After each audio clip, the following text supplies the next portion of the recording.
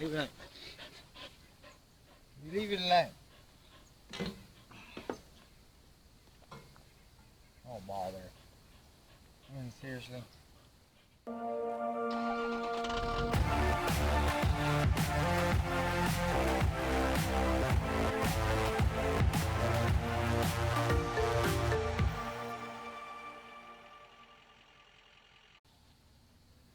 In the last video, we completed phase 1 of the interior. Basically was painting the walls and cabinets and laying down the floor and adding the backsplash. In this video, we will be removing the decals, sanding the camper, removing old caulking, and masking the camper, getting it ready for a new coat of paint. But in the middle of that, I have our GNCC event, which I take you along to show you some unique bus conversions. Alright, take 3. The method I use and find to work best is the heat gun. When removing these decals, basically what you're wanting to do is loosen the glue so it will release the stripe or decal away from the camper. You don't want to get too much heat because it will melt the decal, but you have to have enough to get back to loosen the glue. So you just kind of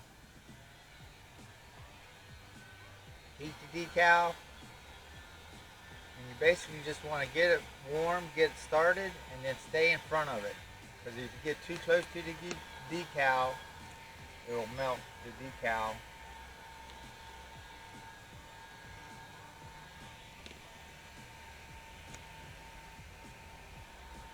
Once you get started, just try to stay in front of it, keep the glue heat it up. That's what happens whenever you get too close. When you get an area like this, you're probably going to have to just Be careful, if the decal gets too hot, you can burn your fingers. And then when you got defects in the decal, it will also cause the decal to cut and makes it a little more difficult. This can be very time consuming, but unfortunately, it must be done. It's not the easiest process, but once you get moving, you'll figure out what works best for you. There's a cut right here where the pinstripe stopped and they started a new pinstripe. It's probably not going to get past it. Oh, it did. You don't want to use anything sharp because it can damage the surface of your camper. That's pretty much what you got to do, and then you come back and what you missed. If it leaves glue behind, the best thing I've found to remove it is paint thinner. That's the best way I found to take the decals off. You just want to heat the glue up and take your time and get it off. So hope that's some help.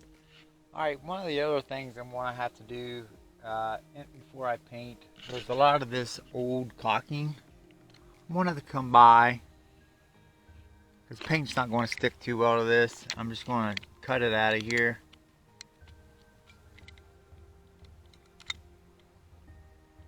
You don't want to go too hard because you don't want to, this is fiberglass, it's not aluminum. You don't want to damage, cut, but I'm going to go around all these little edges, get rid of this old caulking, and I'm going with a dark gray, and I'm hoping to find a dark gray caulking to match. But in order, because you can see there's no way paint is going to stick to this soft stuff. So just come around here and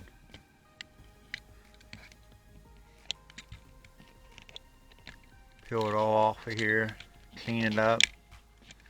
You just don't want nothing that's going to cause the paint to start peeling. After I wrap this up, I get my things ready for a GNCC race in New York. I bring you along to show you why I'm doing the Trail Seeker 1.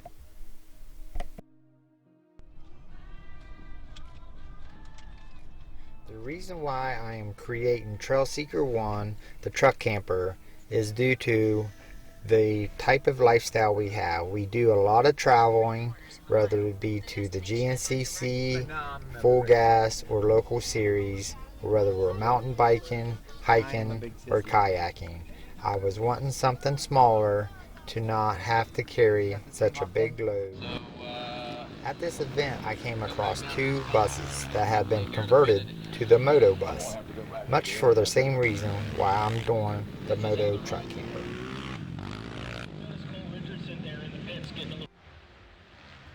These buses have two unique looks.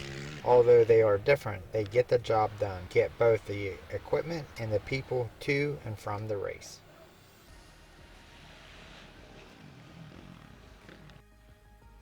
I had a great racing weekend with family and friends.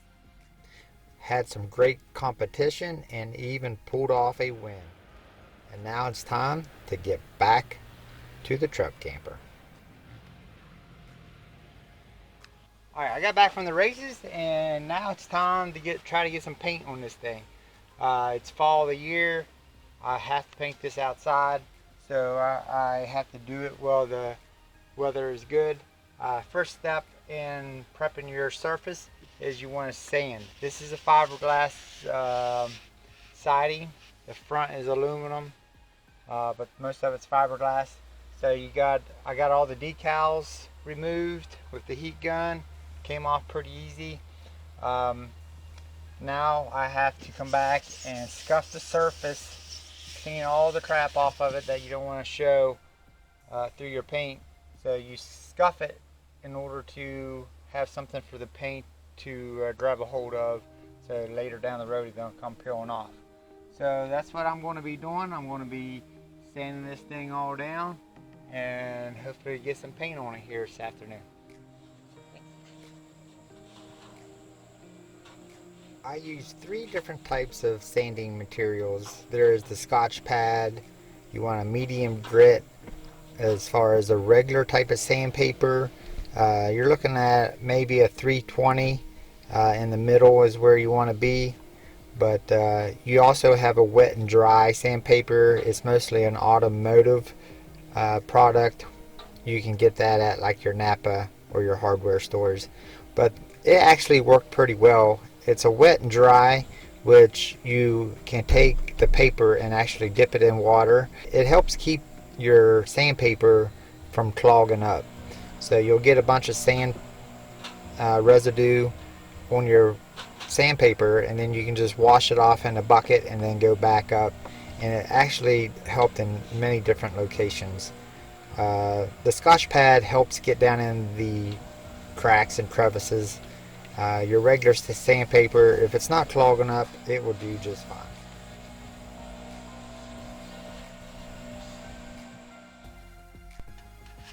Okay, I got it all sanded down. Coming out here, you want to tape over everything that you don't want painted. I'm probably going to come back and put new ones of these on, black. These are white. I still have this to tape, the windows. And basically what you want to do, here's a better example. You want to tape around your object. That way you get a good coverage of all the stuff that you want covered. Basically come out along. It's hard to do one-handed, but you just want to go the long distance and then come down. Oh yeah, it worked out real well.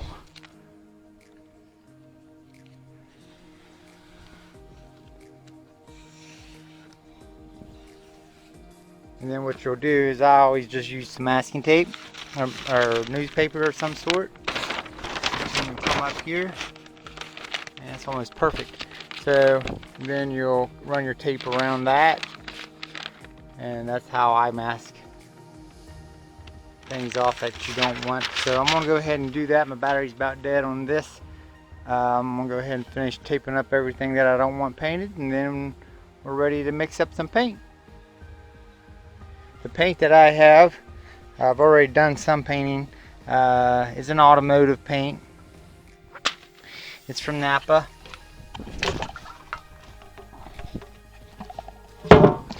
This is the paint that I use. You can get it at Napa. They mix. It's actually acrylic enamel.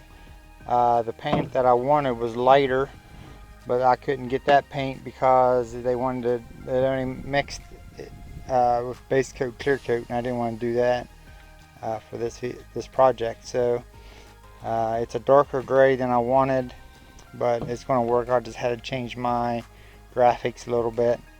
But yeah, this was about $220 for a gallon. So it's not cheap, but it does a good job.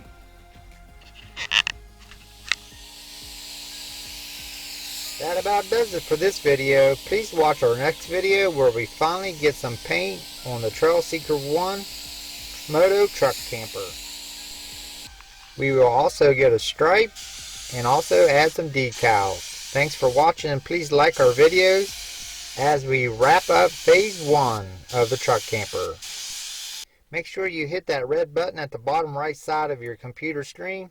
That way when we get out into our adventures, you'll be for sure not to miss them. Thank you.